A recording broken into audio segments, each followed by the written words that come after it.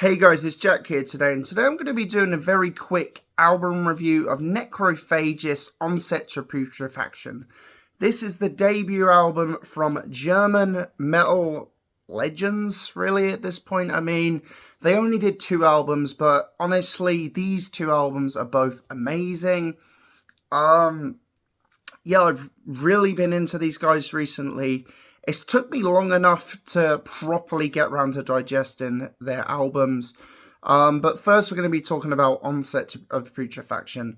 I first heard about these guys with the song Stab Wound and Seven and the Stillborn one, and a couple of songs off of Epitaph, those few, and the title track Epitaph. But I hadn't properly listened to their discography. It's took me years and years to finally get around to it. They've been on my list for ages. And I hadn't heard anything off of Onset of Putrefaction until probably 6 to 8 months ago when I randomly came across the song To Breathe in a Casket.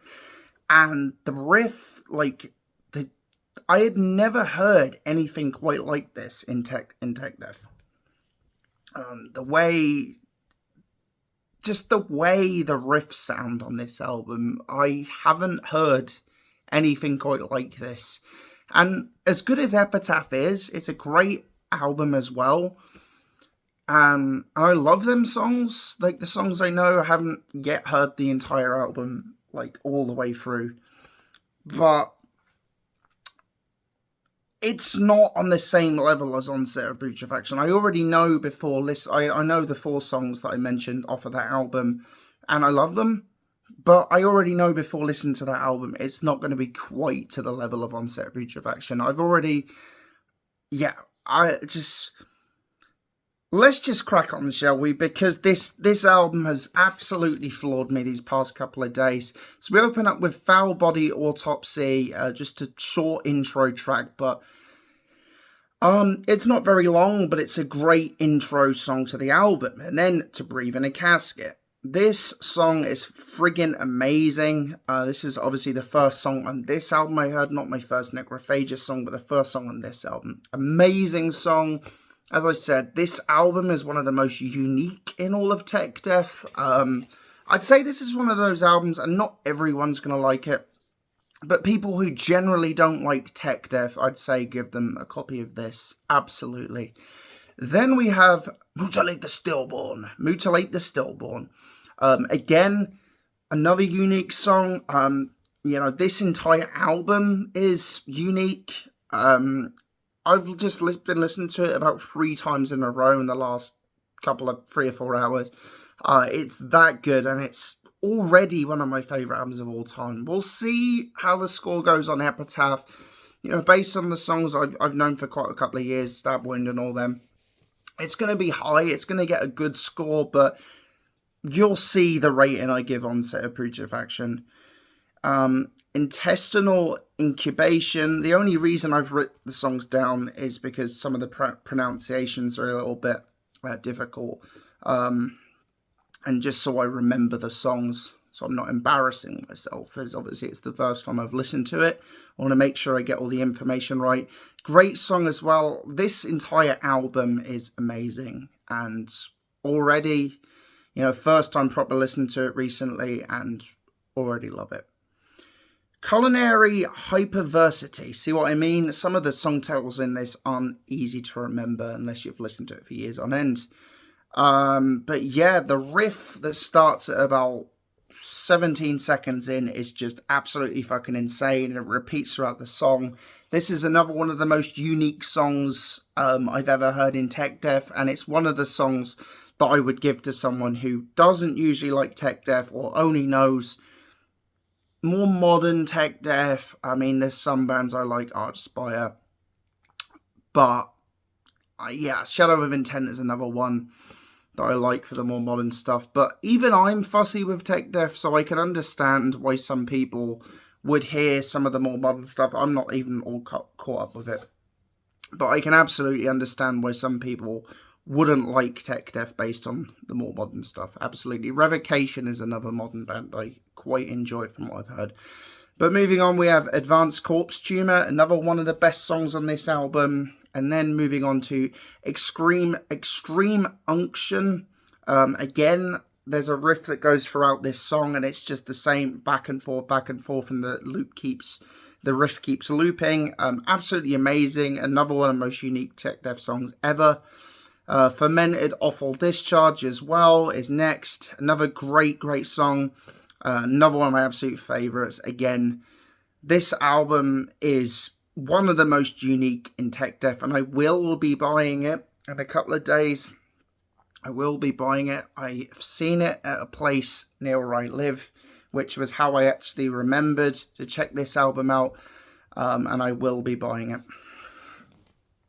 Dismembered Self-Immolation, we're getting right to the back of the album here, and okay, this was the song I really struggled to pronounce.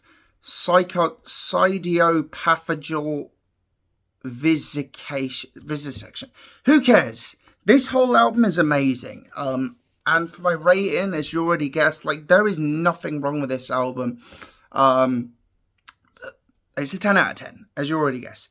But what I was going to say next is, this is not easy listening music, and obviously the first time I listened to this album, I was floored, obviously, but I didn't know what quite to think. There was certain parts that I needed a second listen to digest.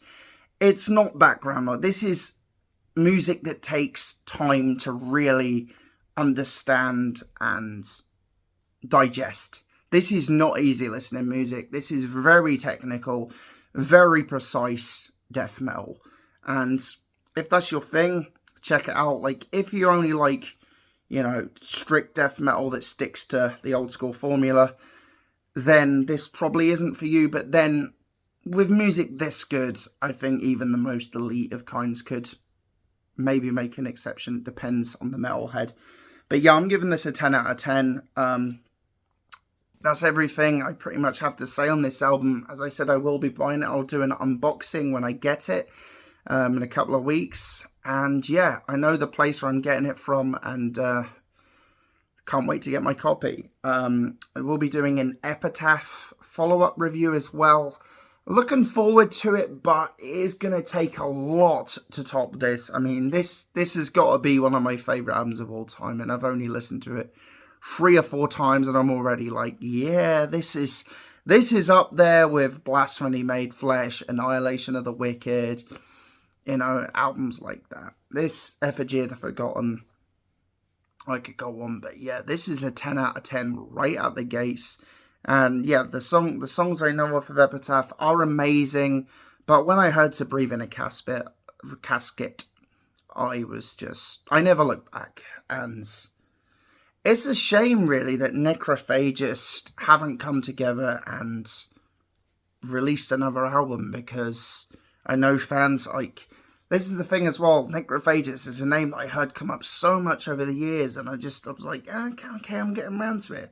But now that I've finally gotten around to it, I can understand the rage with some fans that are just like, hurry up and release the fucking album.